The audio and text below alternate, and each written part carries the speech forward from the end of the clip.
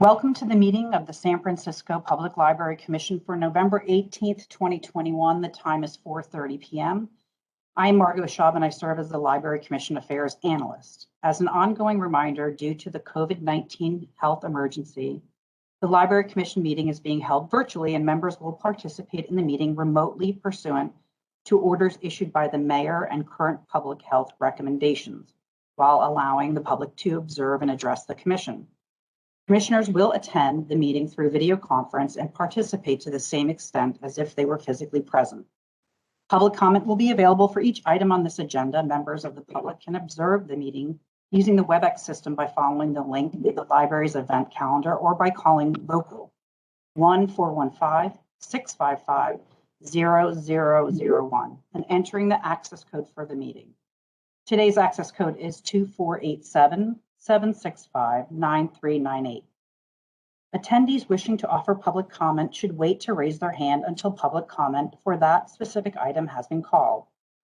Attendees raising their hands before public comment is called run the risk of having their hands lowered in the normal conduct of the meeting. To make public comment when connected by phone, please raise your hand by dialing *3 when public comment is called to be added to the queue for the agenda item you intend to comment on. Individuals joining by Webex should check the raise hand button in the lower right-hand portion of the participant in order to be added to the queue. Best practices to make public comments are to call from a quiet location, speak clearly and slowly, and turn down your television or radio. Each commenter will have 3 minutes to speak. Anyone wishing to make public comment on an agenda item will remain on mute until their line is open. Bill Kolb from Media Service Operations will facilitate this meeting and assist in moderating public comment. Mr. Kolb will call upon members of the public by name or by caller number to prompt each attendee who wishes to provide public comment. I will now commence with roll call. Library commissioners in attendance are President Wardell Giraduzzi, Vice President Pete Wong, Commissioners Lee, Mall, Ono, Wolf, and Lopez.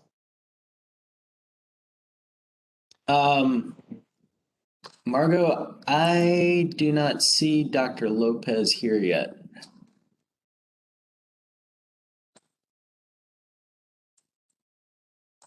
So I just wanted to correct the record. Thank you. Thank you. Thank you very much. Can you hear me okay? Operations, can you hear me okay? Yes, Madam President.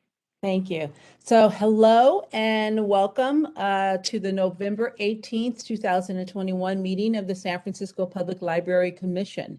I'll start our meeting this evening by reading our Ramaytush Ohlone land acknowledgement. The San Francisco Public Library Commission acknowledges that we occupy the unceded ancestral homeland of the Ramaytush Ohlone peoples, who are the original inhabitants of the San Francisco Peninsula.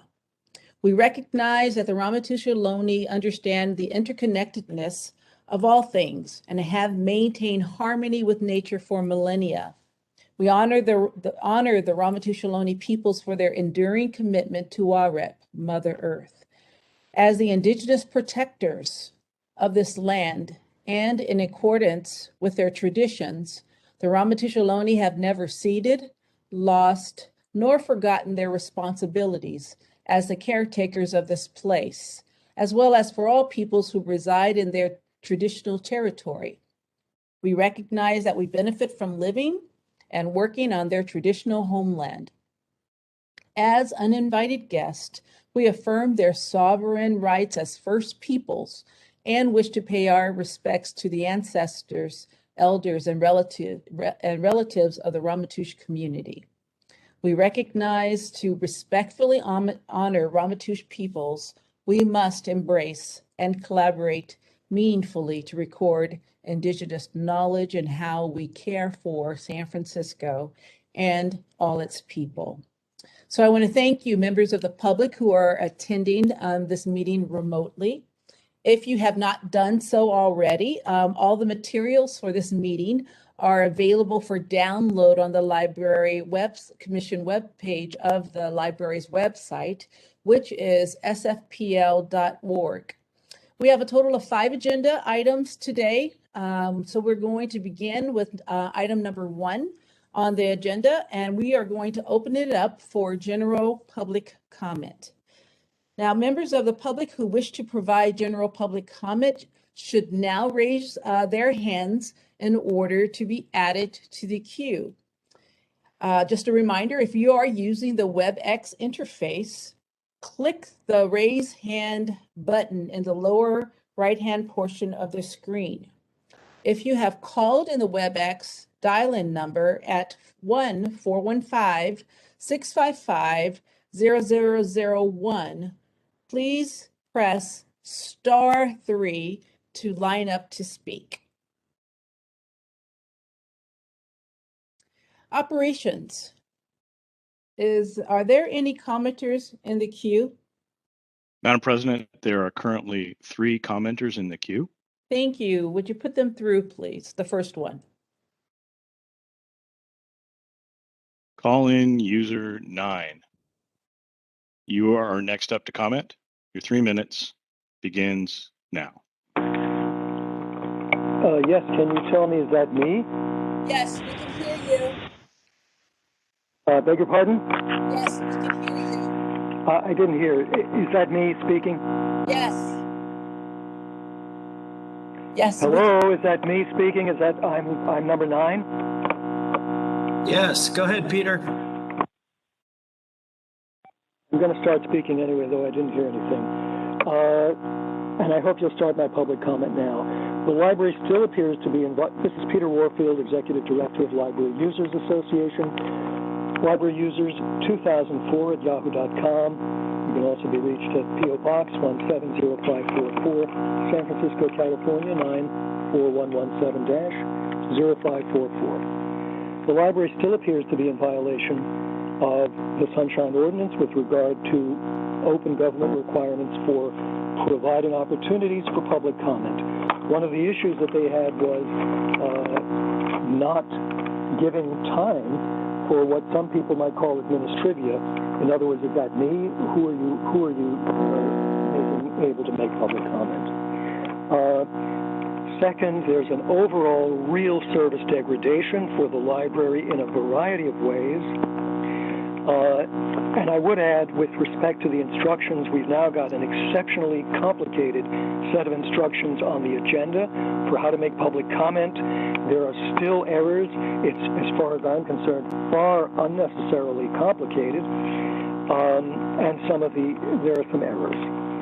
With respect to service degradation, I understand that the library had hundreds of employees at the peak of the COVID time working as disaster service workers. And of course, that was a service to the city that was valuable and important, and I wouldn't want to diminish that in any way. But what we have is where every place is opening and operating pretty much at full strength, the library still has tremendous deficits with service. Many main library desks are unstaffed completely, particularly in floors 3, 4, and 5. There are 0 branches that are back to the pre-COVID hours, and we're more than a year and a half into COVID. The few that got more hours or evening hours, a few evening hours very recently, those hours were cut to 8 p.m. typically instead of 9 the way it was before. And there are long waits for books, especially newer ones. Why are there no reference copies that stay in the library so people can at least see a book and look at it and maybe read it for a while in the library when there are many more people than there are copies waiting? And I have certainly waited for months and months for quite a few titles. I think the service degradation needs to be dealt with very promptly, particularly since it looks as though the budget is at full strength when we talk about the budget later on, and in fact providing for, well, strong budget, let's put it that way. Part of that is the set-aside. So I hope you'll be addressing those things as a matter for today and also in future. And if you have comments now, that would be great. Thank you very much. Thank you for your comment. Operations, would you put the next caller through, please? Jane, your 3 minutes begins now. Hello, my name is Jane Glasby, and I retired from the Talking Books and Braille Center in January this year. I'm calling to acknowledge the career and work of Marty Goddard, Access Services Manager and Americans with Disabilities Act ADA Coordinator, representing the needs of users of the SFPL. She's retiring after 32 years of service, and her last day in the position will be next Wednesday, although I understand she's going to continue giving advice and some work. So I encourage commissioners to drop in and thank her in Deaf Services at the main library next Wednesday, if you can. People don't realize what an enormous value Marty Goddard has added to SFPL and the city. She's represented the work of San Francisco Public Library internationally, and she's dedicated many years to promoting library services to people with disabilities in the American Library Association as a nationally recognized leader and authority in her field. She's well known and respected throughout the city in government bodies and also citizens and advocacy groups and all kinds of groups throughout San Francisco and the Bay Area. And if San Francisco Public Library has some reputation in the quality of its services to people with disabilities, for example, captioning all the videos that are produced by the library and also making all programs accessible, I think this is all due to Marty's work, tireless work throughout her 32 years. She established the Deaf Services Center and the position of Access Services Manager. And I think she has a special combination of experience, dedication, and passion, and her connections with the communities and her knowledge of the law, and also that she is a public facing librarian, so she understands the users and their needs. I hope that as she retires, that there will be a national search for a replacement, because these are difficult qualities to reproduce. And that we can find a librarian who will fill her metaphorically, if not literally, huge boots. Thank you very much. Thank you for your comment. Operations, are there other commenters in the queue? Madam President, there is one additional commenter in the queue. Please put them through. Marie, your 3 minutes begins now.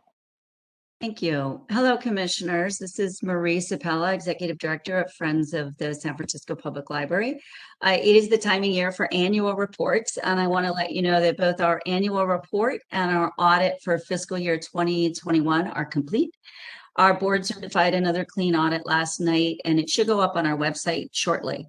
The annual report is already posted, along with the results of a community needs survey that we commissioned in April. There's a lot of good news. We, Friends, was able to come through COVID in very good shape, both on the fundraising side in support of the library, and on our book program side, where we had to quickly restructure the program. And of course, the Wednesday sales are back, as well as the store. We consolidated our operations all at the donation center, where the staff is all now, and substantially cutting our expense structure to put ourselves in a much healthier position to support the library in the years to come. In April, we hired a firm, FM3, a research company that interviewed 600 residents about how COVID had affected them, how the library service it, how they value the library, and where they think the library has helped and can help post-COVID. And we got some pretty stunning results. 95% believe the library is an essential service. 88 said the library plays a crucial role in the city's pandemic, has played a crucial role in the pandemic recovery. 84 agree that the library promotes equity of access and opportunity, and 4 out of 5 residents said they would use the library as much, if not more, than they had before. Not surprisingly, we found gaps in access to and knowledge about services by income and location. Those making less than 100,000 in income reported more difficulty finding jobs and support services, lacking less access to technology and free Wi-Fi. Similar data was reflected in the southern and southeast neighborhoods. Latinx residents showed kind of a significantly lower level of awareness of the extent of free library services, with 55% saying they were not aware of what the library offers. So we're really excited about the findings, but really hoping that we can also begin to help make a difference there. K-12 education, access to more free Wi-Fi, and lifelong skill development and learning ranked very high in satisfaction and desire for the library and what we want from the library, which is also some of the best things we do. As you'll also hear in the library's annual report, we were once again glad to help the library through the pandemic. While our total financial support for programs and services was lower than usual because of the logistics of the closures, we were able to also cover about $146,000 in safety equipment, such as sneeze guards, PPE, air purifiers, and jackets for the staff who had to work outside. So we're just, again, really grateful to have helped the staff keep the staff and the patrons safe and help the library reopen, and now the branches. So thank you very much. Thank you so much, Marie, for your call. Are there any other commenters in the queue? Madam President, at this time, there are no additional commenters in the queue. I will pause momentarily to give anyone else an opportunity to either raise their hand at the bottom of the Webex screen or press *3 on the phone to join the queue.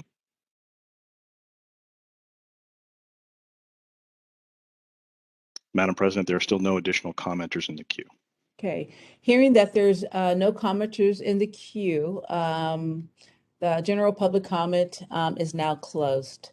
Okay, so we're going to move on to the second item of our agenda, which is our fiscal years 2023 as well as 2024 budget priorities. And this is a discussion on these 2 years together, and we'll have a budget presentation, and the explanatory documents are available to you as well. I'll turn it over to our city librarian. Thank you, Madam President. Our Chief Financial Officer, Heather Green, is present, and she'll be giving this report tonight. Heather? Hi, good afternoon, evening, with the sun going down, everyone. Thank you for having me here. I have a few slides for you. We can go to the next slide, please.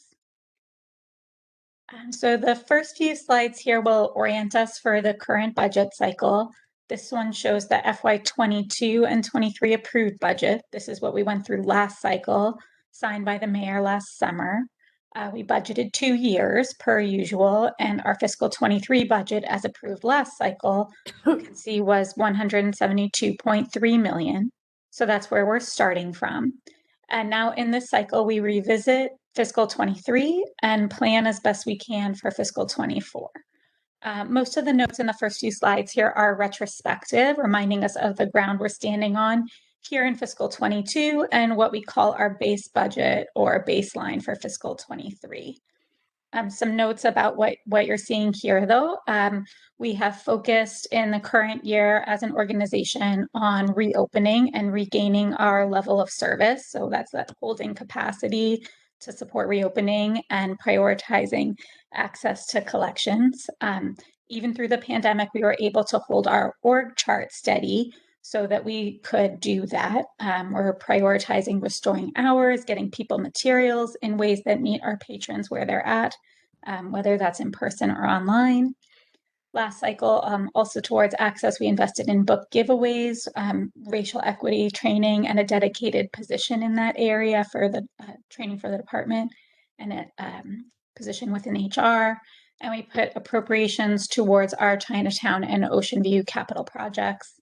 And we also invested in San Francisco's economic recovery through work orders with the Arts Commission, Department of Children, Youth, and Families, and Treasurer Tax Collector Office of Financial Empowerment. Modifications at the board over the summer were modest and increased our appropriations in areas of interest to the supervisors. Next slide. This slide on approved budget sources shows the mix of funds in our budget. You can see in fiscal 22, the Library Preservation Fund makes up 92% of the overall picture. And that's on the low side because we got that $8 million cash infusion for Chinatown Capital. In fiscal 23, which is the last column of the table here, you see the Library Preservation Fund, or LPF, is an even larger slice of the bottom line. In this year, it's upwards of 99%. Next slide. This slide on uses by division shows how funds are split across the department. The pie slices are pretty stable year over year. This one shows fiscal 22. And you can see down in the bottom table here, it's green, the staffing budgeted to each division, the branches and main being the two largest, followed by facilities, which includes engineering, custodial, and security. Next slide. This slide is uses by cost category. So labor is the largest slice of our overall budget, followed by collections. Services of other departments is third. Just want to highlight that one this year. It includes discretionary work orders, like the ones I referenced, talking about our economic recovery investments. But there are also things in there that we can't totally control. They're loaded centrally and pay for the cost of services from departments like the Department of Technology or the Department of Human Resources. I'm flagging it because we've already gotten notice from the mayor's office that the DHR, the Department of Human Resources, interdepartmental costs will go up this year to cover the cost of some investments there, including modernized applicant system for working with the city, and also DEI coordination and equal employment opportunity, EEO efforts. And those, benefit all departments. And that's historically been a pretty small line, but the increase it'll be plus $200,000-ish just for those services. So, just to be aware, it's not nothing, but we're able to absorb it. Next slide. And this slide one more time highlights our investments from last cycle. Similar to what you saw on the opening slide, but just a reminder of the many good things we can do with SFPL's budget. Several of these have fiscal 23 components as well. The racial equity position is a permanent ongoing position. The economic recovery work orders are funded at increased levels again in fiscal 23. Book giveaways are funded in fiscal 23, and the main community engagement was standalone for fiscal 23. So we have that to look forward to. Next slide. And now as we turn to look ahead, so you've seen this calendar a lot of times, we're back at the beginning. We are here for our discussion of SFPL budget priorities up there in yellow. Budget instructions are not yet out from the mayor's office. They come mid-December. But we know department phase will end around President's Day in February, which means we are working towards that red arrow action item for approval here at this body no later than February. We plan on at least 2 more presentations before you, December meeting and January meeting, and hopefully we can get to action in early February as we have in years past. Next slide. Here on the slide about revenue expectations, focusing first on the Library Preservation Fund, since that's a huge part of the funding picture for fiscal 23 at this point. Our bottom line comes to us from the Controller's Office as part of their annual modeling. So we don't have a figure yet, and so we wait. We can't really build a full budget until we have that. Typically that comes in December or sometimes early January. Once we have that, we'll come before you with a more holistic view of the proposed budget. Meanwhile, at this time, we familiarize ourselves and you with our priorities and desired investments so we can pull everything together quickly in time for the mayor's deadline. I'll just take this opportunity to emphasize the importance of the Preservation Fund for SFPL and mention that the current authorization for that set aside and maintenance of effort commitment sunsets in 2023. Next slide. And this slide just gives you a little information, context about other sources of revenue, and we can talk about expectations for those based upon the trends from the last few years. It's hard to call anything that's happened in the last few years a trend, but there are some pieces here that are worth pulling out. One notable thing is in the light green there, that first bar in each set of the years shown here are fines and fees. In fall 2019, SFPL went fabulously fine-free, and you can see the precipitous drop-off in fiscal 20, and it's down to basically zero in fiscal 21.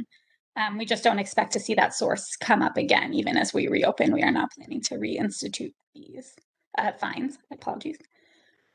Copy and print fees understandably went way down when we closed. We will begin to accept payments for that, for those services again, still holding $2 free per patron per day, but we should see some revenue in from that in the current fiscal year. And you can see small dollars for book replacement fees, history center revenues, and miscellaneous charges like room rentals. You know, again, we're just not, some of these may fluctuate, but the dollars are relatively small, so we don't hang our hats on these sources. Next slide. So as I mentioned, now is the time for priority gathering, and in preliminary conversations with our department leadership, this is what we're hearing. You know, want to continue to seek out ways to invest in equity and access, building out BIPOC representation within our collections, seeking to expand Wi-Fi service through the bookmobile, so we have some mobile connectivity. Right-sizing our annual budget. This is not the same as cuts necessarily. It's just it's making sure that we have enough of what we need in order to deliver the services we want to deliver on an ongoing regular basis. So when I say asset preservation here, I'm talking about our buildings, our biggest, most valuable standalone assets. Making sure that we can preserve those and keep them in good condition. Looking at our IT lines so that we can meet desired service levels. Looking also at our electronic collections and making sure we have what we need.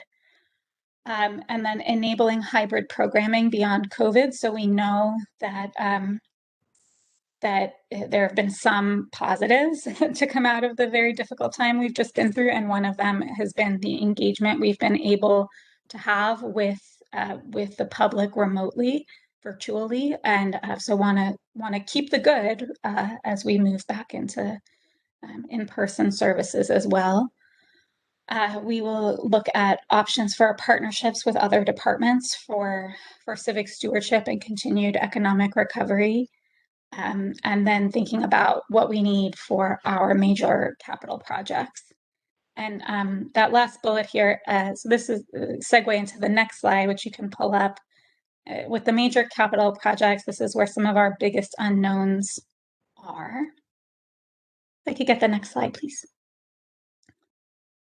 You heard from Public Works back in September that the Mission project has a known budget gap. We won't have bids on that or for Chinatown in time for department phase. That, you know, February deadline, unfortunately, and despite our best efforts. For Mission, we know we will need to put some funds. For Chinatown, given what we're seeing in the market for cost of construction, it may be wise to put some funds there as well. Ocean View has the biggest, you know, bottom line funding gap, but also the longest timeline to construction. So we have put in, to help solve in this like space of capital projects, we've put in preliminary applications with the state and their library building forward capital grant program. Which if we are awarded either or both of the awards we've put in for, it would really help all three projects because, you know, it's kind of a bundle. They're separate appropriations within the library's budget, but you know, the funds we have available for major projects like this is kind of one universe of funding. So it would help, you know, all three if we get one or both of those. We won't know about those until spring either.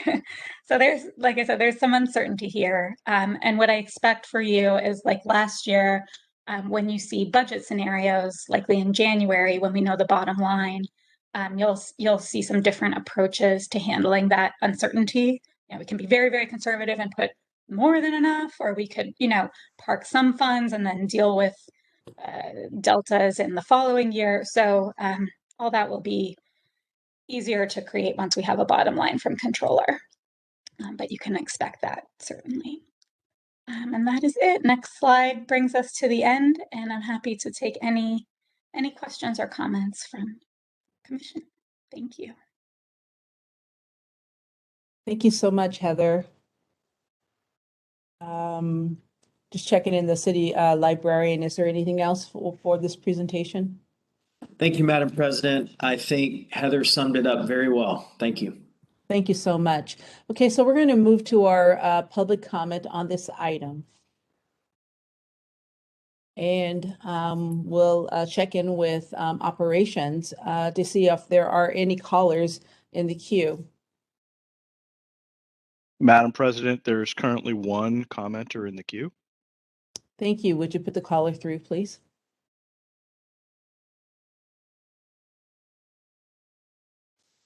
Caller number 9, it's your time to comment.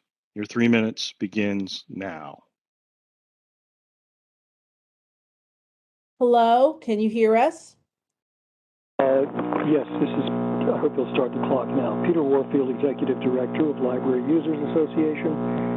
We can be reached at libraryusers2004@yahoo.com and also by mail at P.O. Box 170544, San Francisco, California 94117-0544. Thank you very much for this presentation. Well, I guess it happens every year. So, the library's funding doesn't seem to be in a real way going down. The question is, how is it being used? I'd be very interested in hearing about scholars at home. Don't know what that is. It's only $240,000, but I don't recall any detailed description of that anywhere. What is city grants for CBOs?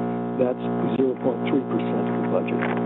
I'm very concerned about electronic collections, not because they're electronic collections alone, but because those seem to be actually pushing out your expenditure on books. I've been noticing more and more that there seem to be titles in the library that are only available in ebook format. What's going on with that? What is the policy on that? I thought that ebooks are a sort of an extra, a bonus, or even more than that, but certainly not a replacement for an actual book. They require a whole pay-to-play world that certainly not everybody has. And I've certainly talked to the library about the City and County of San Francisco Digital Equity Strategic Plan for 2019 to 24, which found that more than 100,000 folks in San Francisco do not have good access to the internet.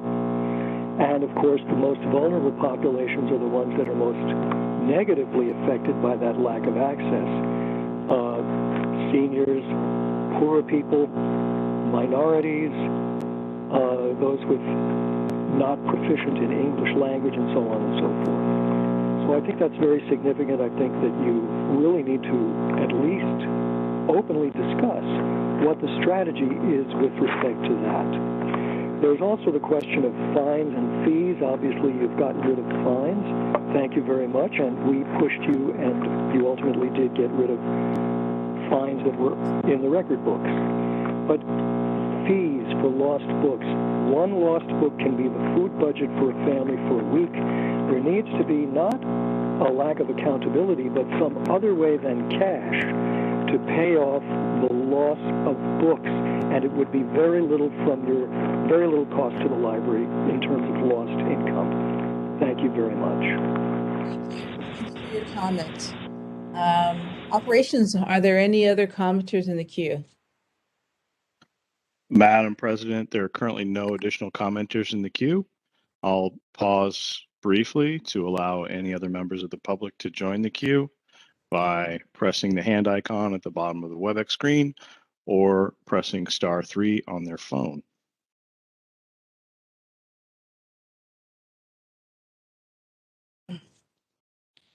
Madam President, there are no additional commenters in the queue. Excuse me. Okay.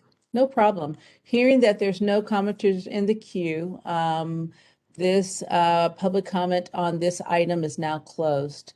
So I'm going to turn it back to my fellow commissioners. You have Heather Green here, who has given us a very good explanation.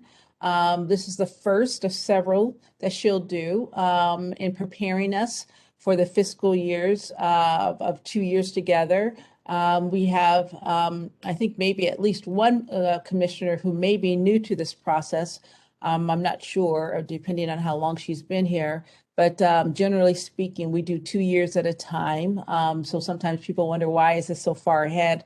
It is just a budget cycle and how the SFPL goes about doing its budget preparation and planning. And so I'm going to just monitor this to see if there's any of the commissioners that have either comments and or questions for Heather or our city librarian on this matter.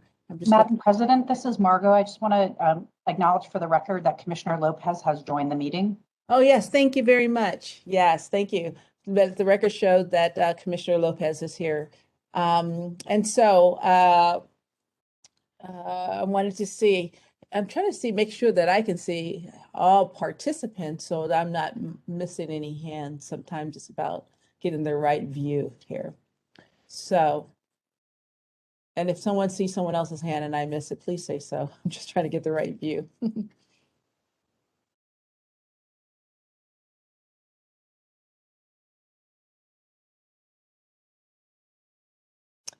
At this particular time, I don't see any hands that are up from the commission. Heather, what that tells me is that your explanation is straightforward. I see fellow Commissioner Ono shaking her head. It is straightforward, and that if they have questions, they will bring them to you. We will bring them to you at a later time. And we know, based upon the very good planning of the SFPL, that this is not going to be the commission's first time. So if anything, we have these materials, we've had them, this week, and we will continue to digest them. My guess is that we'll have questions that we may bring to you in the next reiteration of this conversation. Is there anything else that you wanted to add, Heather? Well, just to say thank you. I'm so glad that everything feels relatively straightforward, and just to encourage commission. One thing that I know about you as a body is you don't like seeing things that are fully baked to rubber stamp, and we at the department really appreciate that about you, and I personally really appreciate that about you, and so just look forward to your input on this process and helping us to be, the most excellent organization that we can be. Your perspective, input, and judgment is so valuable. So thank you very much. Thank you so much, Heather. We appreciate you. We feel fortunate and lucky that we got you. And thank you for everything that you continue to do. Thank you. So let's move on to our next item, which is the city librarian's report. This is where our city librarian, Lambert, and his management team and others will give updates specifically, we're going to hear updates about the reopening, the branch passport initiative, the total SF book club, and the SFPL annual report. City librarian Lambert. Thank you, Madam President. Next slide, please. Well, good evening, commissioners. We have a number of reports this evening, and I'm pleased to introduce our first presenter. Kathy Del Neo is our Chief of Branches, and she has some very good news to share on our progress to get our branches back to pre-COVID levels of service. Kathy? Thank you, Michael. Good afternoon, commissioners and colleagues. My name is Kathy Del Neo. I'm the Chief of Branches for the San Francisco Public Library. I really appreciate this opportunity to share an update with you about our branch library reopening. Next slide, please. In the first week of October, our Bernal Heights, Eureka Valley, Merced, and Ocean View branches returned to 7-day service. Earlier this week, another 8 branch libraries restored 7-day service to their communities: Anza, North Beach, Ortega, Park, Parkside, Richmond, West Portal, and Western Addition branches. We are continuing to approach the reopening plans of our branch libraries with flexibility, bearing in mind our current staffing capacity at locations, as well as the timing of recruitments that are underway. For example, while our Bayview branch was originally slated to restore 7-day service in November, we have adjusted that date in light of the staffing levels at the branch. We now anticipate that the Bayview branch will open for public service in early 2022. Next slide, please. As I shared last month, the Marina branch is currently undergoing a waterproofing project. The contractors are on site and they are meticulously removing grout from the large brick facades of the branch. They are also doing some roofing work to help with the waterproofing of this facility. We have paused weekday service at the branch until these loud elements of the waterproofing project are completed. Due to the delicate nature of the bricks and the recent rain events, which were a little bit unexpected at this time of year, this waterproofing work is taking longer than originally planned. We're optimistic that we will be able to resume 7-day service at the Marina branch soon, and we will communicate with patrons by email when we have a clear picture of when that will happen. Until then, our Marina branch will continue to be open to the public on Saturdays from 10 a.m. to 6 p.m. and on Sundays from 12 to 5 p.m. Next slide, please.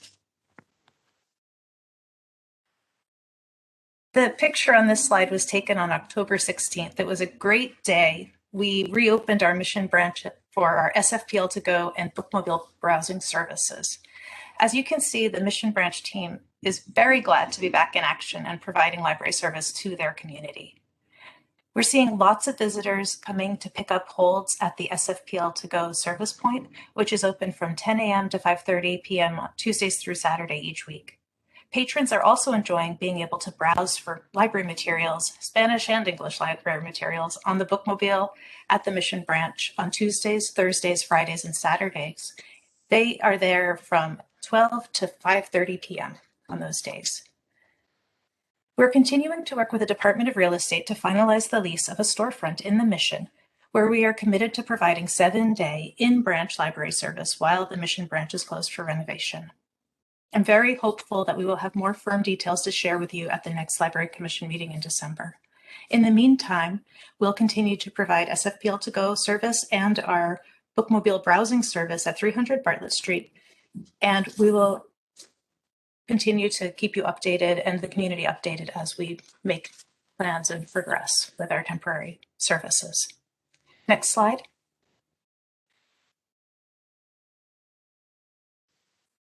Our branch library reopening plans continue to be dependent upon the staffing levels at specific branches.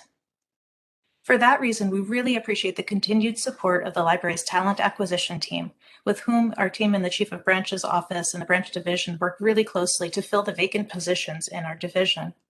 The talent acquisition team has done amazing work in shepherding 2 large recruitments for library pages and for librarians. Our branch libraries are currently onboarding 15 librarians and 30 pages who were hired through recent recruitments. We'll continue to work together to fill vacancies at branch libraries as quickly as possible so we can restore 7-day service at all of our branch libraries in early 2022. Next slide, please. The team in the Chief of Branch's office and I are grateful for the efforts that staff at each branch are making toward restoring 7-day service. These efforts include participating in the recruitment process, developing and implementing staff schedules to support 7-day service, and training staff who are new to SFPL or new to their positions. I'm really proud of the work the branch staff do every day and admire their commitment to restoring library services to the community they serve. We are all committed to bringing back library service at every library every day, and we look forward to restoring 7-day service at the remaining 14 branches in early 2022. I want to thank you for your patience and support as we get staffed up. Thank you. Thank you, Kathy. I just want to echo the appreciation from our Chief of Branches to all the branch managers, all the staff out in the field, certainly our human resources professionals, and The entire village, the custodial team, security, our labor partners, we're all in this together and we're making excellent progress. We are now at approximately 85% of our pre-COVID operating hours. And we have half the library system roughly open 7 days a week. So we do look forward to continued progress in early 2022. And with that, I will introduce our next presenter. Jamie Wong is a public relations officer in our communications department, and she's going to be telling us about the Branch Passport Initiative. Jamie? Good evening, Madam President, esteemed commissioners, City Librarian Lambert.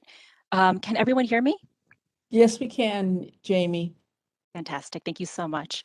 My name is Jamie Wong, and I serve as the Public Relations Officer at the library. This evening, I am absolutely delighted to invite you on a journey of exploration with our Branch Passport Initiative, which is also known as SFPL's Explorer Map. Over the years, we've heard of friend groups and families, neighbors who've challenged each other to visit every single location of the San Francisco Public Library on a kind of all-city library tour. As each of our beloved branches, the main library and our bookmobiles pick up steam, now is the perfect time to encourage our patrons to get out and discover local treasures with our Explorer Map. Next slide, please. Thank you. This fold-out souvenir-worthy prints map is currently available for the public to pick up at every location of our library, including our mission pop-up and our bookmobiles. Each of our locations is represented by a grayed-out bubble, and as patrons visit each library location, they can receive a colorful sticker from staff to put on their map. Each of the sticker designs are unique and highlights a special feature of that library location, whether it be an architectural flourish, a natural element, or just a little bit of cultural history. Our goals were to kindle local love for SFPL by highlighting the uniqueness of our location's collections and services, to provide folks with a challenge to head to less familiar areas of the city, and to celebrate and provide a welcoming doorway into the vibrant and varied neighborhoods that these locations serve. We wanted to encourage library goers, both young and old, to discover new branches and unknown pockets of SF in the spirit of learning and community building. Since October, when we first launched the map, we featured it in our print at the library newsletter, e-newsletters, and social media, and our staff is actively giving out maps every day on the ground. You can see that people are embracing this challenge. The photo in the top right is of 3 intrepid cyclists who visited 20 branches on a single October Saturday. In case you were wondering, it took them 8 hours. They were fueled by their Halloween candy, and they discovered a neighborhood that was new to them, Glen Park. We also have heard some really sweet anecdotes that local teachers are giving these out as assignments for their students, and that a preschool is collecting stickers with some of San Francisco's youngest residents. Lastly, to help support our city's economic recovery, our staff picked their favorite local eateries, shops, sightseeing spots, and they even created books, movies, and music media lists related to or inspired by their neighborhoods. There are URLs and a QR code printed on the map that lead to a landing page on our site. It's organized by branch location, and it's translated into Spanish, Chinese, and Filipino. If you'd like to know where to grab a bite of West Portal, or where and how to get the best views in Chinatown, visit sfpl.org/explorer-map. This map is truly symbolic of the city and the library coming back to life after the pandemic. After so much time apart, this is a way for people to come together. And I just want to add that SFPL's Explorer Map is a true collaboration between CPP staff Lisa Weddle, who envisioned this project, Michelle McNeil, who created this gorgeous piece that you see now, our translators who helped us produce the text of the map in Chinese, Spanish, and Filipino, and of course, all of our staff who embraced the map and are giving them out to classrooms, families, adult patrons, anyone who wants to uncover more of San Francisco with a very special library lens. I'm excited to invite each and every one of you to grab an Explorer map and enjoy your own library journey. Thank you so much. Thank you, Jamie. And I would just encourage our entire community to take advantage of this opportunity to visit all 28 of our library locations If you love libraries, if you love architecture, it's just fascinating to visit each and every one and discover the unique character of our neighborhoods. So it's great fun. Thank you, Jamie.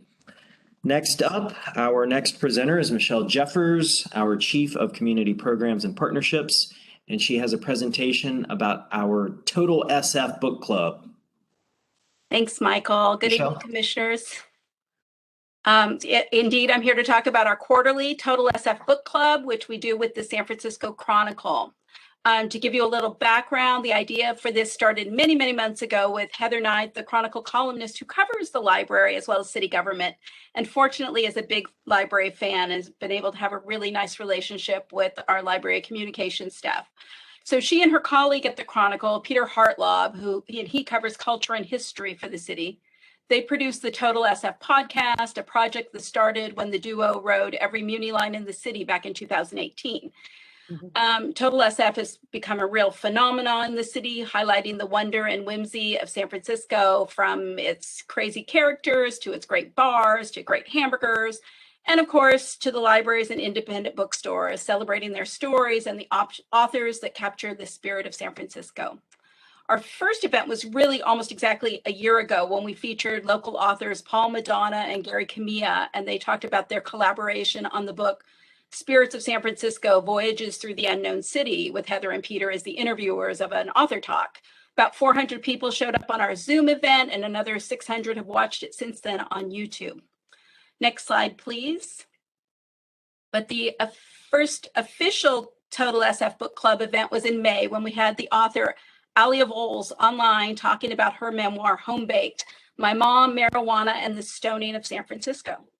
It's a hilarious and powerful memoir about Alia's mother's homegrown illicit business, Sticky Fingers Brownies, that led to a totally unconventional childhood that could only have happened in San Francisco in the 1970s. The event, which drew 142 people on Zoom, featured a secret special guest. Alia's mother popped in to offer her own perspective on her infamous career. The book continues to be a favorite among readers and was one of our top circulating titles of the past year. Next slide, please. We followed up that talk with an August online event featuring Daniel Handler and Gary Camilla again, two of the contributors to the book, The End of the Golden Gate, Writers on Loving and Sometimes Leaving San Francisco. This event featured the complete notoriety of Daniel Handler offering a cover version of The Clash's Should I Stay or Should I Go on accordion.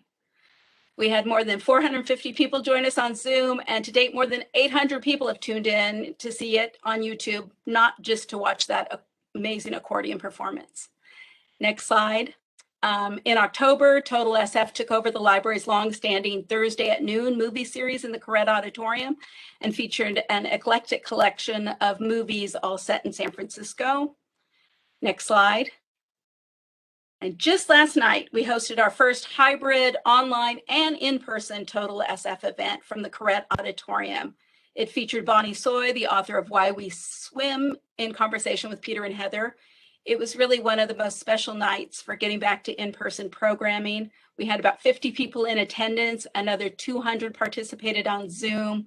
They did a live trivia contest, San Francisco trivia contest, and gave prizes out to the people in the in-person audience.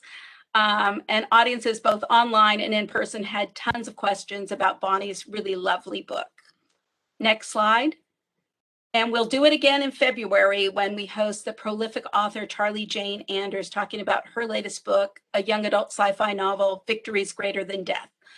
I'm looking forward to taking the lessons we learned at last night's hybrid event into our next event and just getting better and better. And I have to hand it to Anissa Malady, our adult programming coordinator, who really has led and supported all these programs and was our Zoom master last night, along with Lisa Weddle and Alejandro Gallegos. Overall, I guess I'm just really grateful for this really fun partnership. It gets people excited about local books and authors and spreads the wonder and awesomeness of the San Francisco Public Library to newspaper readers throughout Northern California. That ends my presentation. Thank you.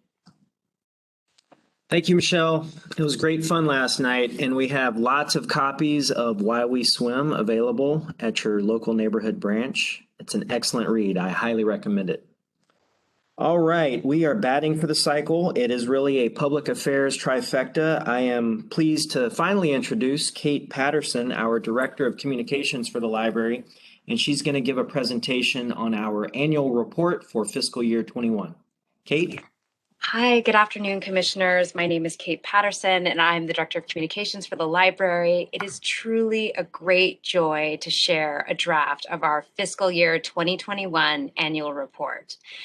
When we were conceiving of this report, we thought about how we could meaningfully capture and celebrate what was both a challenging and rewarding time in our history. For fun, we came up with the concept of a yearbook and drew inspiration from the campy Americana yearbook designs of the 80s and 90s. Our public information officer, Jamie Wong, who was on her high school yearbook committee, even unearthed one of her yearbooks to help get our creative juices flowing. The end result is an annual report with team spirit galore. Like a yearbook, this annual report is filled with firsthand accounts of personal experiences staff had during the pandemic. We wanted to strike a balance so you hear voices from those who were activated as DSW workers and those who held down the fort, whose contributions keeping library service going during a global pandemic were equally heroic. Also, like a yearbook, this is intended to be a keepsake so that we can all remember what we did together and how the library served the public during this historic moment. Before we dive in, I want to publicly thank our graphic designer, Betty Ho, for running with this theme and for creating one of our most ambitious annual reports ever. As you will see, her attention to detail is incredible. She has embellished this annual report with all kinds of special touches that make it a delight to behold.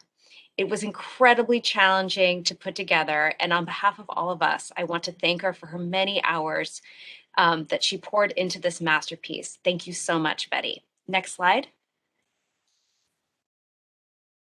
One of the major design moments in this annual report is this ambitious timeline that charts the library's many activities, pivots and triumphs from shutdown to the return to pre-pandemic hours at the main library. It was important for us to tell the stories of those staff who were not deployed. So in addition to plotting out our various activities onto this timeline, we've woven in firsthand accounts from those who kept the library going during all of those months. It offers a real behind-the-scenes look, and we hope it engenders an appreciation for those roles which are often not in the spotlight. Next slide. We could not contain 6 months on one page, so as you can see, the timeline is on 4 pages. I hope you spend some time looking at all of the detail. It is impressive and moving to see all of our accomplishments in one place. We really did so much this past year. Next slide. This beautiful spread is the front door to a roundup of highlights of our virtual programs. And I'm showing this graphic to you because I think it really shows the breadth and depth of our virtual offerings last fiscal year. I'd also love to point out the small detail of the page number with a stack of books and little figure standing triumphantly on top. This exemplifies Betty Ho's genius and her attention to detail. Next slide.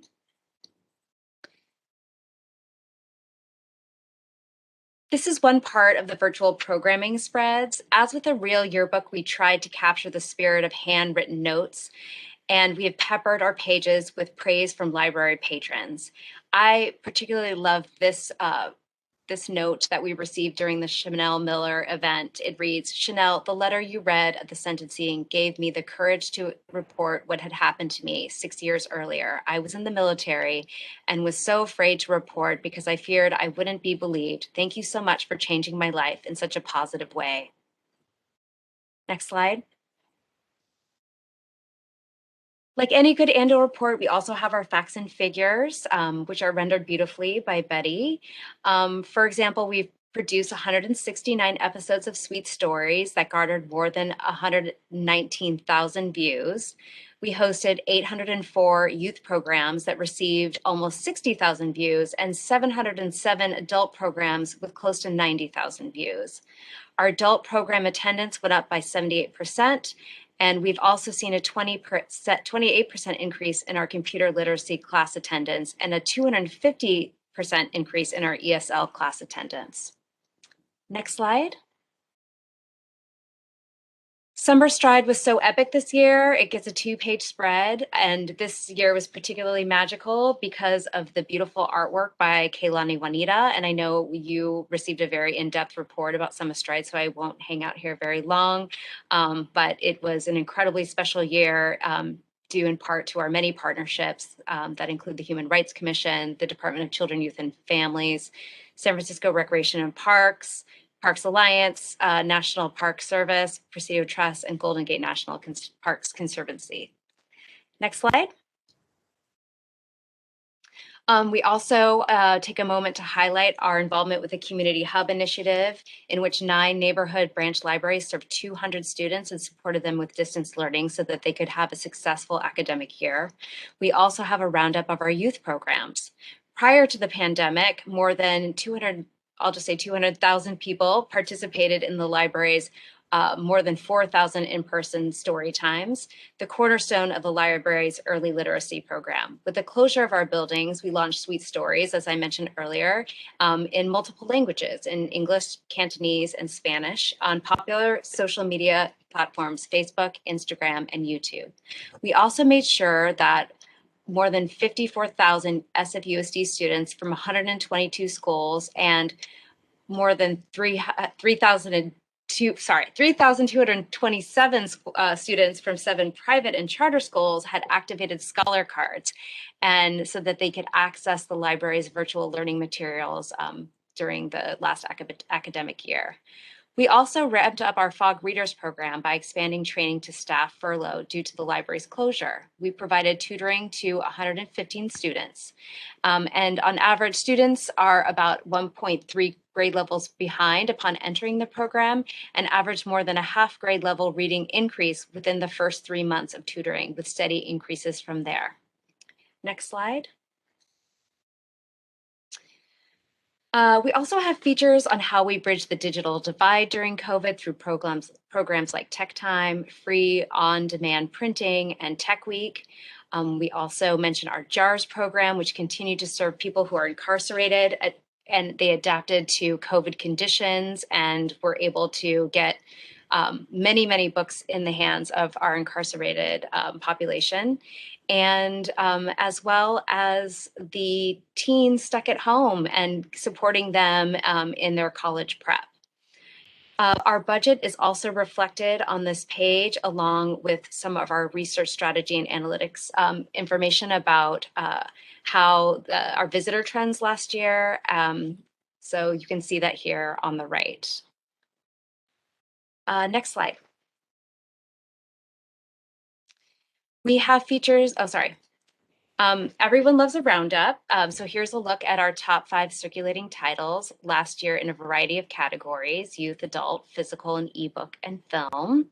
And I hope you all remember the most likely pages from your high school yearbooks, but here we have Most Likely to Melt Your Heart, featuring our new poet laureate, Tongo Eisen Martin, and our very own Shauna Sherman, who was awarded the Mover and Shaker Award from the Library Journal last year.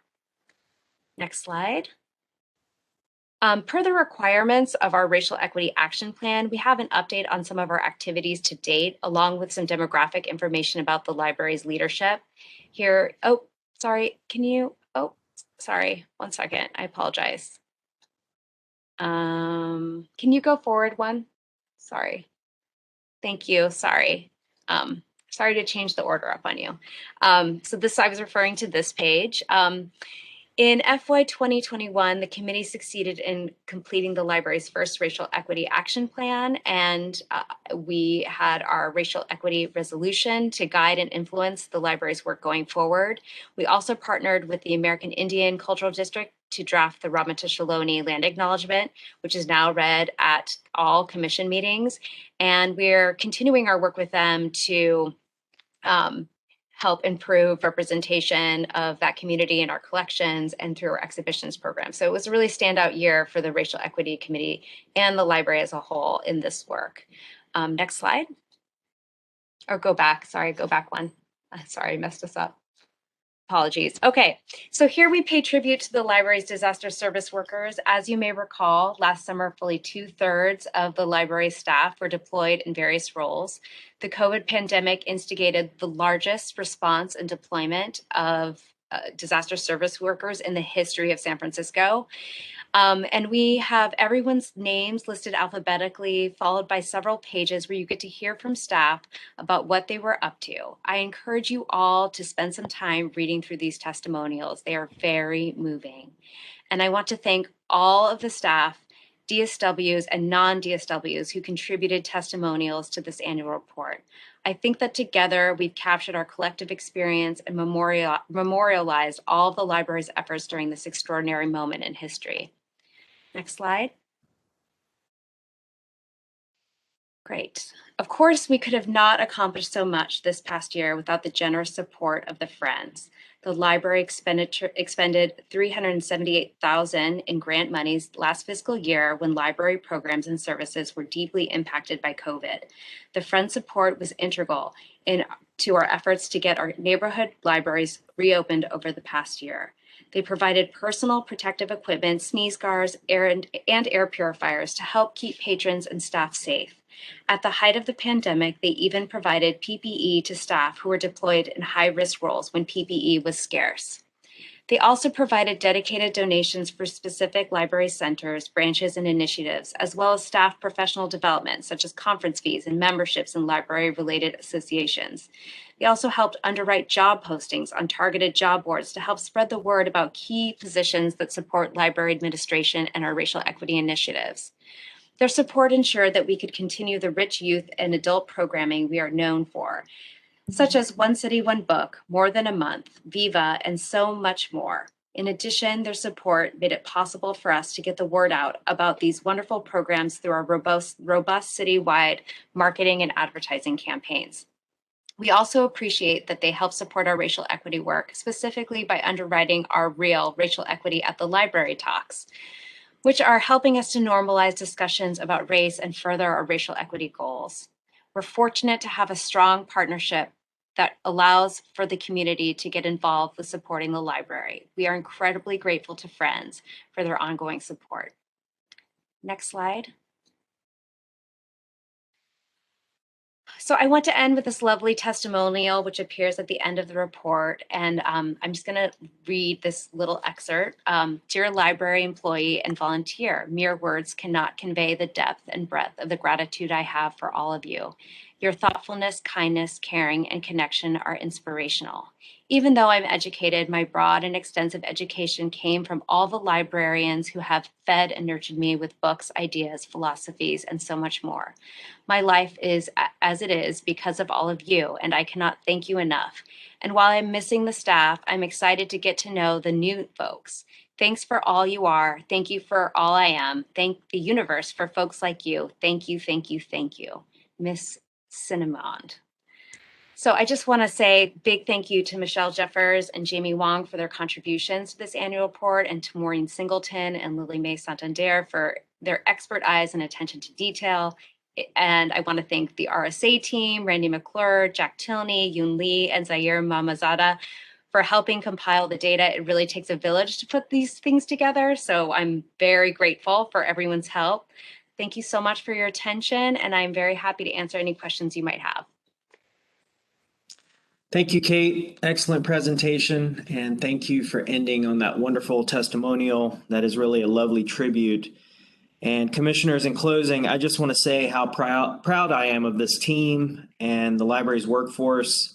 As Kate mentioned, this annual report will be referenced in the future. I think it beautifully memorializes the library staff's incredible contributions during COVID, and it just really illustrates how the library as a department contributed more than any other department of city government in the way of disaster service workers and our relatively small but mighty team that kept services going behind the scenes and helped us claw back and reopen. We've made great strides this past year. The wind is at our back, and I'm really excited as we approach 2022. Thank you. That concludes the City Librarian's report. Thank you so much. It was a really, really great process just to listen to each one of you. What we're going to do now is that we're going to move into our public comment on this item, and then we'll come back to our commissioners for discussion on this. Operations, are there any commenters in the queue? Madam President, there are currently no commenters in the queue, but now there is one. Thank you. Would you put the commenter first one through, please? Caller number 9. It is your turn to comment. Your 3 minutes begins now. Good afternoon. It's Peter Warfield, Executive Director of Library Users Association. We're independent of any library or any vendor, and we can be reached at libraryusers2004@yahoo.com. Also by mail at P.O. Box 170544, San Francisco, California 94117-0544. This is important because in the real world, people can walk up to each other and say, hey, I liked what you said, or I disagree with it, and so on. City Librarians Report, first of all, I think it's outrageous to combine 5 items. I think I only heard presentations on 4, but 5 items in a single agenda item. Instead of 3 minutes each, we've got 36 seconds each if we do nothing but talk about those. With respect to the reopening, once again, the claims are there about full service, full 7 days, and so on, but nothing about the fact that we're getting cheated on hours, that the hours are not the full hours pre-COVID, except at the main. In terms of restoration of evening, so-called evening hours, which we consider to be after 6, many of the libraries have gotten limited, less than previous pre-COVID hours. For example, being cut from 9 p.m. to 8 p.m. closures. Mission, where is the temporary site that you keep promising to the public that you're working on? There are a lot of empty places in and around Mission. Where is the progress? What's the progress specifically? And in early 2022, that's a long ways off, and still a long ways off. I'd like to say that as somebody who's using the telephone to make public comment, it's particularly painful to have scores of pages to look at while these discussions are happening. And even if you have the print in front of you, there are no page numbers in most of these. There are no page headings, and nobody is saying which page heading, what does it look like, what are you talking about? It makes it tough for the public to follow. Thank you for the Total Book Club presentation, the branch passport presentation. All of these things, I'm concerned with the publicity for those who do not have computers. It looks to me like there's a lot of publicity being offered on the virtual world, but not for those without computers. The annual report presentation online looks like it's missing quite a number of pages, and they're so tiny that it's almost impossible to read some of those. I wish that you would have presented those fully. And thanks for all the presentations in any case. Thanks very much. Thank you for your comment. Operations, are there any other callers in the queue? Madam President, there are currently no additional commenters in the queue. I'll now pause for a moment to give any additional commenters a chance to join the queue by clicking the hand icon at the bottom of the Webex screen or by pressing *3 on their phone.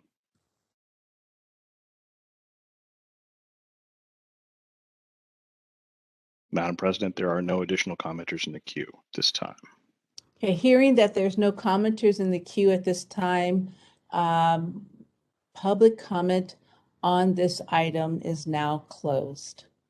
So, commissioners, we have a robust City Librarians report, and this is your opportunity to ask any questions or make any comments to the City Librarian or any of the 4 people that's still here, including Kathy DeNeo, Jamie Wong, Michelle Jeffers, as well as Kate Patterson.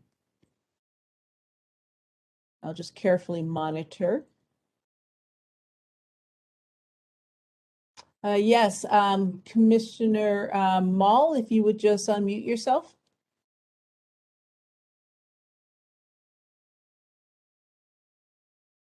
Can't quite hear you yet. There. There you go. There. Well, hello, everyone, and happy Thanksgiving if I forget at the end of my comments. I thought it was a great report. Great. I have a few questions and comments. First of all, this is in no particular order. The map I love, and I love the idea of knowing where to eat and shop if need be or whatever. I think it's a great concept that the city seems to be embracing and the kids are embracing. So I'm thrilled about that. The annual report, I think is fantastic. And my question to Kate is, who gets this report? That's a good question. Well, by law, we have to give the library a copy. Okay. But as That's fun. and maybe I'll ask Michelle to chime in here. But we do a small run. It's quite it's not cheap to print, and obviously this one is very special. But I meant what I said, that this one was intended to be a keepsake. So we are going to ask staff to place an order for one for anyone who wants one and who wants to keep one. So this will be a special year to get copies into the hands of staff who maybe contributed or just want one to remember this time by. But otherwise, we just do, I think, a very limited print run, maybe like 100 perhaps. Michelle? That's right. We do about 100. They go to all the city departments, the board of supervisors, the mayor. One has to be filed, it's by law, with the library as part of the public record for the city for the year. And then we usually have some for, key partners and others. And of course, the members of the commission.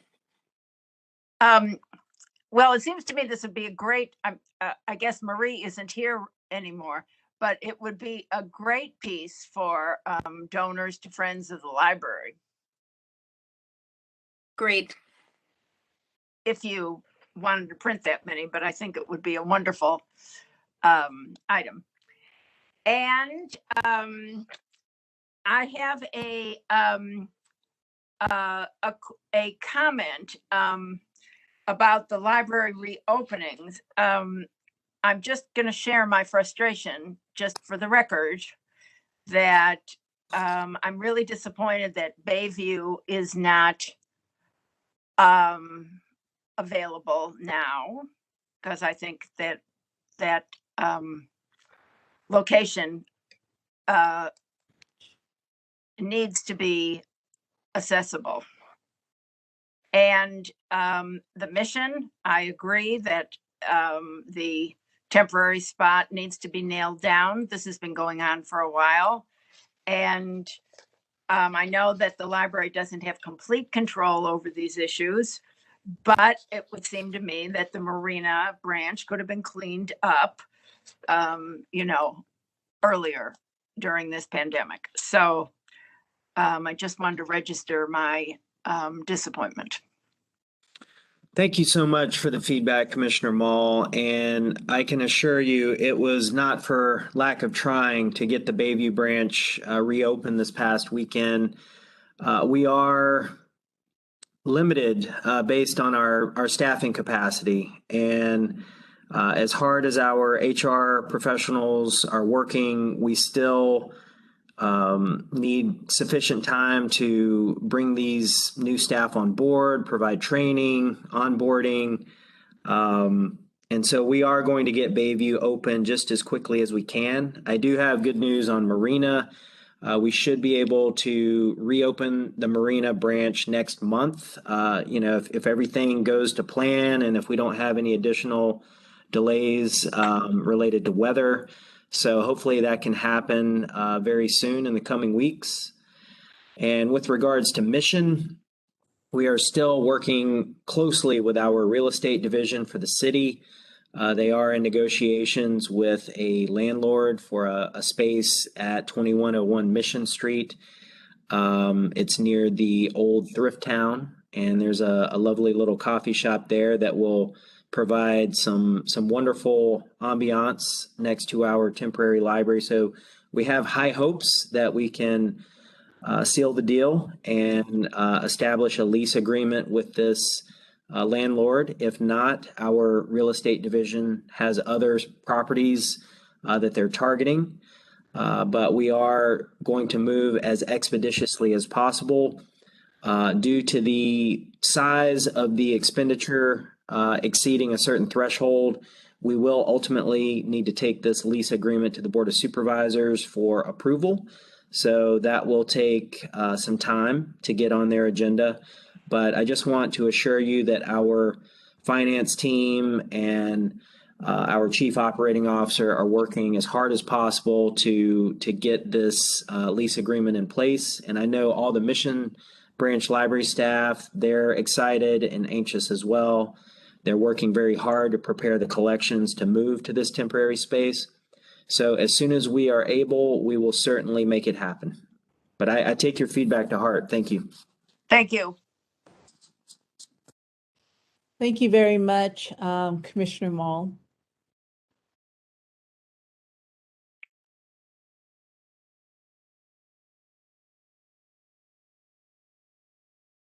Are there any other comments or questions from our commissioners? Madam President, this is operations. I see Commissioner Wolf, Lopez, and Lee have their hands up. Oh my goodness. Okay, I can't even see that. Thank you so much. Okay, Commissioner Wolf. Hi, everybody. I just want to say thank you to the staff, as I always do. I'm always so impressed by the spirit, the energy, the determination, the perseverance, the stamina. This has been a really tough year, and I don't think we're out of the woods yet. And so I want to I think this is a great moment to pause. And I think, Kate, your presentation really captured the entire spirit of what this year has been. And I just want to commend you and the team of people that worked with you to achieve this kind of documentation of such an extraordinary year.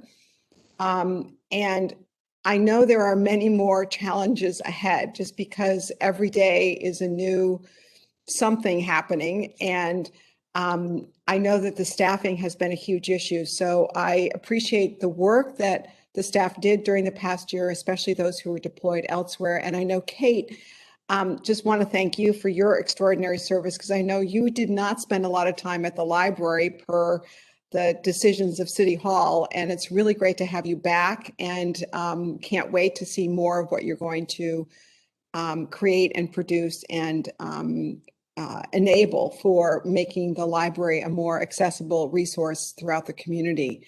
So I just want to say thank you and enjoy this moment, but I think we also have to prepare and just recognize that there will be some challenges ahead. And I have enormous faith, and I think you should know the kind of support you have from the commission to every staff member to really have what you need to do the best you can, because it really does matter in this community. The library matters now more than ever. So thank you to everybody. Thank you, so Commissioner much. Wolf. I appreciate it. Yes, thank you so much. Commissioner Lee, would you unmute yourself? Yes. I want to express gratitude with the leadership and staff for dedication to the reopening. So soon it would be back to the regular, perhaps early in the year. But now it's gone as far as the staff resources are concerned. And thank you, Michael, for enumerating about the challenges with Bayview and Mission. That shows how much dedication there is. I also want to express appreciation of the creativity of Jamie and Michelle about the book club. I mean, there is so much creativity in bringing people who probably will still have ideas of library not open, that they would actually know that, yes, it is open. And there are many more programs that are going on, online as well as offline. I also want to express the amazing outcome and the significant people with a number of significant staff on the DSW. I particularly appreciate the DSW testimonials, the memorials, so to speak. I mean, that is marvelous. Virus does not happen so often, so this is definitely a keepsake. So thank you. Thank you so much, Commissioner Lee. Commissioner Lopez, would you unmute yourself? Hi, good evening. I want to echo what previous fellow commissioners have said in terms of gratitude for all the work that everyone, have been doing and more, because you were put in situations where, wasn't necessarily what you signed up for in terms of your passion and your work. So I also want to say thank you for always keeping equity in mind and making sure that we serve all of our patrons, all of our users. Definitely, I love the infographics on the map, and I got a pick of that, and thanks to Margot. So I started doing my map as well. And I just feel that, libraries are a community affair, and it's such a great activity, something to keep reminding our communities, because they're not limited to one place. They have multiple places to go and explore. So I definitely like that. Kate, the yearbook idea, I was part of the yearbook committee many years ago, so I really like that concept, and just making sure that the voices of the people were printed, and acknowledging all the staff. So again, I just want to echo the gratitude for all the staff. I know that in terms of working with not a full capacity in terms of staff, this is something that is happening not just at the library, but across different areas. And whether because the pandemic had people moved back home or away from the city, or because of the processes that exist that make it hard. So I know that all of you are working and doing your best. And so I just want to thank you for all of that. Yes, I'm excited to hear at our next meeting about the mission and the location. I just want to be cautious that, in our effort to meet the deadlines, that we, do not do a diligent job. So I appreciate the fact that, that we're negotiating and we're looking for a space that it's going to be what our communities deserve. So I just want to say that I appreciate all the work, and I can't wait to see the yearbook and print, and so thank you. And that's pretty much it. Thank you so much, Commissioner Lopez. Very heartfelt. Commissioner Ona, would you unmute yourself? Yes, hi. Good evening, everyone. Thank you to the presenters and everyone involved with all of these different projects. I do want to say ditto to what my fellow commissioner said, but I did want to say that I do have my own Explorer map, and I have visited most of the branches before, but now I'm on a mission to go and see them again. And I realized I never did make it to Treasure Island. But I wanted to make a shout out to the Western Addition branch, which is my home branch.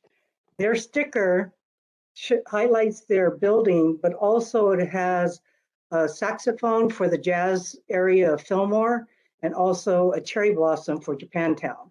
So I really appreciate how each of the branches are tailoring their stickers to match the community. So great job. On the yearbook, it was excellent, but one of the things you forgot to mention was the autograph pages. So I am going to go around and get each of the commissioners and staff that I see to sign my yearbook. Oh, I so love be on the lookout, everyone. I'm going to be coming after you. But again, I mean, this yearbook, it shows all of the hard work everyone has done at the library. And, you know, I always said the city librarian report is the best part of all of these meetings. And it just really shows what a great team and everything that you have done for San Francisco. And I hope all of the other cities across the nation are jealous of what you guys accomplished, because this highlights what spectacular work you guys have done. So thank you very much, everyone, and have a great holiday if I don't get to talk to you. Thank you so much, Commissioner Ono. I just want to ensure that now I see why I couldn't see it, because the way the screen, the hands were someplace else. I can't see any more hands up, so I'm going to assume that there are no other ones.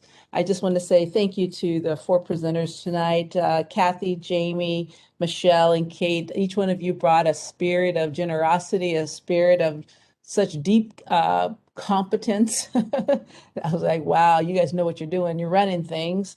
And you brought a spirit of just magnanimous, just a lot of empathy and care for the work. And so I just wanted to say thank you to each one of you, because each one of you was quite spectacular in how you told the story of the work that you're doing in community, as well as with your fellow colleagues at SFPL. So thank you so much for taking the time and care to put together a city librarian's report that is not only factual, but it is heartfelt as well.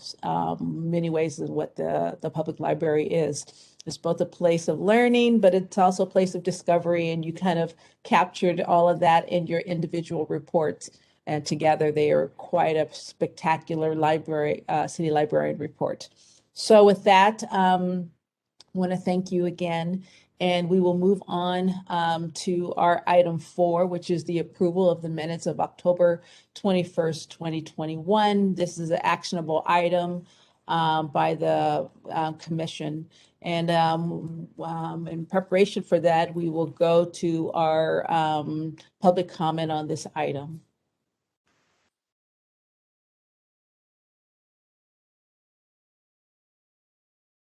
Madam President, there's currently 1 commenter in the queue. Oh, thank you. Operations, would you put the commenter through, please? Caller number 11. Executive Director of Library Users Association, Library Users 2004 at yahoo.com. And we can also be reached at P.O. Box 170544, San Francisco, California, 94117-0544. Since I haven't had a chance to ask for it, I'd like to say I would like a copy of the keepsake document as well, and a keepsake version of it. I'm a little bit surprised what happened to free and equal access, the library's first part of its slogan. So I'd like to request that. With respect to the minutes, there are some serious issues, in particular on item 2, but I'll go in sequence. On item 1, I started out asking, can you give me a 30-second warning, and can you hear me okay now? I never got an answer to the question that I asked about the 30-second warning. I also don't think that I said the virtual meetings are inferior, period. They are certainly inferior to live world meetings, and I was saying that you should consider very seriously when every place else is open or opening, that you should consider seriously having real-world library commission meetings as well. On item 2, general public comment, I made a very significant, almost minute-long comment about Facebook. The Facebook testimony that had been heard at the Senate by Frances Haugen about how Facebook harms children, how it sets profits over safety, especially children, and that is an issue when you are touting Facebook constantly, including in your monthly at the library and so on and so forth. That's a real issue. I'm not saying you can never mention Facebook. Of course, it's relevant, but to tout it without any reason on the publicity that you've got all over the place, I think that's wrong. And I said that, and you've completely ignored it. I'd like that put in. I'll just mention a few other points.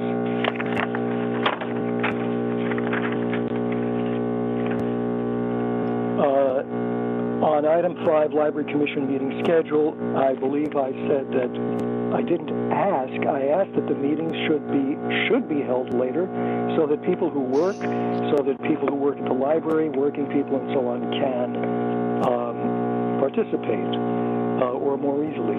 And then under approval of the minutes, I said I'd like to see changes to the September minutes. I had a number of specific things. Nothing has been shown here with respect to what specifically I requested. I'd like to see 3 minutes. Specifics there. Thank you. Operations, are there other commenters in the queue? Madam President, at this time there are no additional commenters in the queue.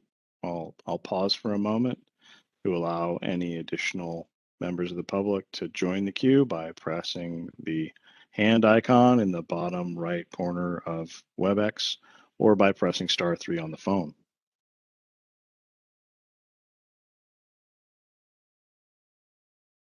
Madam President, there are still no additional commenters in the queue at this time. Hearing that there's none, general comment, public comment on this item is now closed. So Commission, we have the minutes of October 21st before us. Is there a commissioner who would like to make a motion? I'd like to move to approve the minutes. Okay, we have a motion to approve by, let the record show, by Vice Chair Peter Huang. And do we have a commissioner who would like to second that? I would like. This is Connie. I'd like to second that. Okay, we'll have, let the record show that Commissioner Connie Wolf has seconded. What I'm going to do now, commissioners, is that I will call your name, do a roll call with the remaining commissioners. And when you hear your name, you'll say aye or no. Commissioner Mall? Aye. Commissioner Ono? Aye.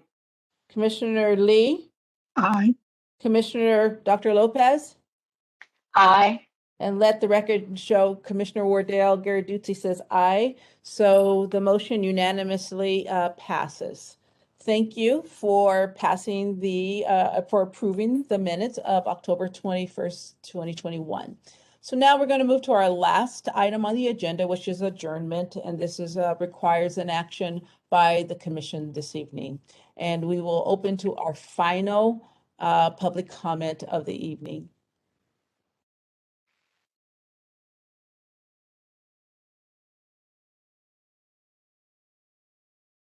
Madam President, there are currently no commenters in the queue. Someone just joined the queue. There's one commenter in the queue. Thank you. Would you put the commenter through, please? Caller 11. Your 3 minutes begins now. It seems I have changed numbers. Am I number 11? Yes, you are. Yes. Thank you. I hope you'll start the clock now. This is Peter Warfield. Executive Director of Library Users Association. We can be reached at libraryusers2004@yahoo.com and at P.O. Box 170544, San Francisco, California, 94117-0544. I've said it before and I'll say it again. This group should not adjourn without insisting, or at least voicing, that you would like to do what you used to do in the past, what many other bodies do as a routine, and that is have an agenda item basically at the end of the meeting in which any one of you can say what you would like to see on future agendas. Tonight we had a good example of things that very well might be on future agendas as suggested by at least one member of the commission. Commissioner Mall said she agreed that the mission temporary location needs to be nailed down. She said she was also disappointed. She talked about Bayview. Seems to me that that might very reasonably be a request, which she could make if she wished. Conveniently add such an agenda item to have more details than were supplied to date in an agenda item for discussion or possibly action. What is the library actively doing? It sounds as though maybe with all the delays and slowness, we've heard from a number of people from the community who are very unhappy with the delays and with the substitute service. Where are the specifics and what are the goals? When were those set? And how was progress maintained for that? That would be useful. And it would also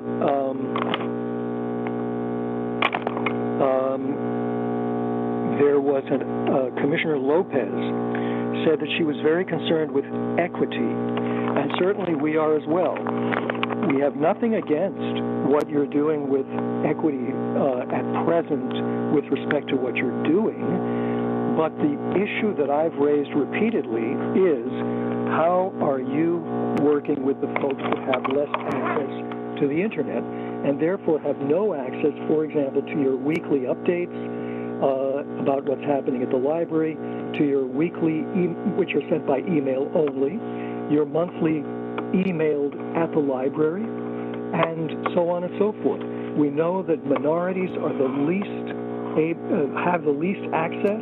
We know that the poorest people have the least access, older people have the least access, from that mayor's report on digital equity strategic plan that I have mentioned previously. And that would be a very good thing to discuss in the future as well if you're concerned at all about equity in service. There's also issues about mail. 3 minutes.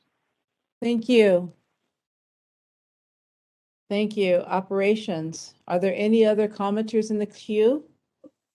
Madam President, there are currently no additional commenters in the queue.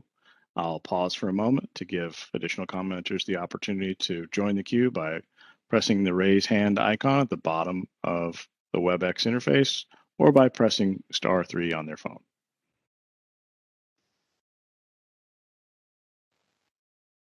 Madam President, no additional commenters have joined the queue.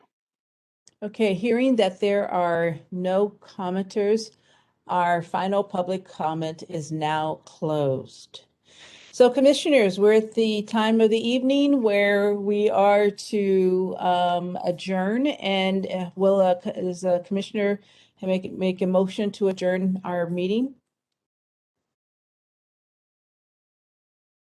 I move that we adjourn the meeting tonight. Okay, we have a motion to adjourn by Commissioner Mall. Is there a second? I will second the motion. And that was second is by Commissioner Lopez. And so I will call the remaining commissioners by your name. And when you hear your name, say aye or no. That is to adjourn. Vice Chair Peter Huang. Aye.